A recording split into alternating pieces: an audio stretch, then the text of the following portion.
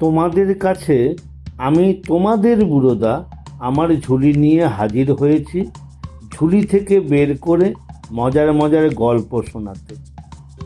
তাহলে আমি ঝুলি খুলছি খুলছি, দেখি আজ তোমাদের জন্য কোন গল্প ঝুলি থেকে বেরোয়।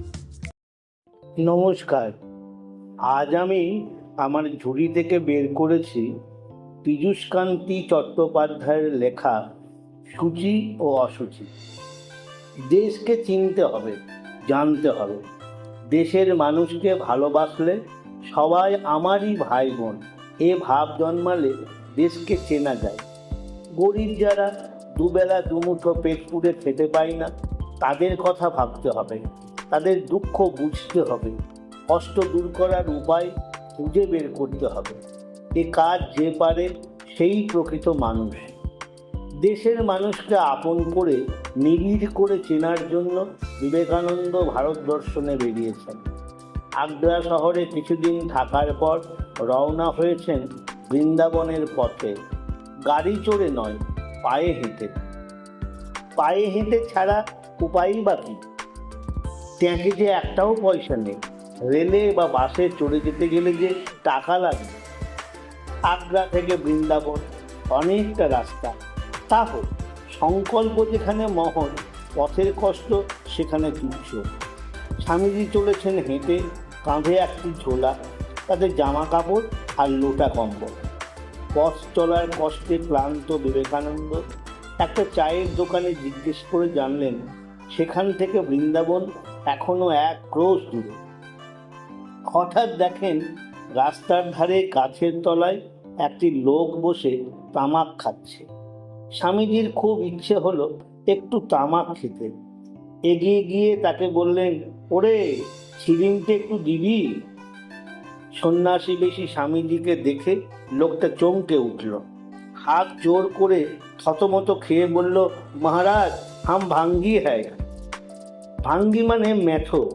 মেথরের হাতে ছিলিমের তামাক খাবেন সন্ন্যাসী? সে কি হতে পারে? নিজের হাতে সে তামাক দিলে পাপ হবে যে তার। লোকটি জাতে ভাঙ্গি শুনে বিবেকানন্দ থমকে গেলেন। ভাবলেন, কলকাতার শিমুলিয়া পল্লীর দত্ত পরিবারের সন্তান, মেথরের হাত থেকে ছিলিম নেব? সংস্কার বড় বালাই। না, থাক। স্বামীজি আবার পথ চলা শুরু করলেন। পাপের ভাগী হতে হলো না বলে লোকটিও হাঁপ ছেড়ে বাঁচল। খানিক দূর হাঁটার পর বিবেকানন্দ মনে মনে বিচার শুরু করলেন। ভাবলেন, আমি তো সন্ন্যাসী, জাত কুল মান সব ছেড়েছি, তাহলে মেথর বলে লোকটাকে অচ্ছুত ভাবলুম কেন? তার হাতে 1 ছিলিম তামাক খেলে জাত জন্ম আমার নষ্ট হয়ে যাবে, এ কেমন সন্ন্যাসী আমি? গুরু রামকৃষ্ণ কি এই শিক্ষাই দিয়েছেন আমাকে? ঠিক আমি। খুব আত্মগ্লানি দেখা দিল অন্তরে। বিবেকানন্দের এতদিনের শিক্ষা, বিচারবোধ সব বুঝি ধুলোয় মিশে গেল। অস্থির হয়ে উঠলেন তিনি। বৃন্দাবনের পথে আর এগোনো চলবে না, বড় অন্যায় করে ফেলেছেন। আগে প্রায়শ্চিত্ত করতে হবে, ফিরে যেতে হবে সেই দরিদ্র মানুষটির সামনে, ক্ষমা চাইতে হবে তার কাছে। হোক সে ভাঙ্গি, হোক মেথর, তবু সে মানুষ, ঈশ্বরের সন্তান। কে বলে তোমারে বন্ধু অস্পৃশ্য অসুচি? হাঁটতে হাঁটতে আবার ফিরে এলেন সেই গাছের তলায়। লোকটি তখনও বসে আছে সেখানে। স্বামীজি বললেন, ওরে বাপ, 1 ছিলিম তামাক সেজে নিয়ে আয়। নেহি, কবি নেহি, ये खतरनाक काम है। আতঙ্কে চেঁচিয়ে ওঠে লোকটা। স্বামীজি কোনো আপত্তিই শুনলেন না।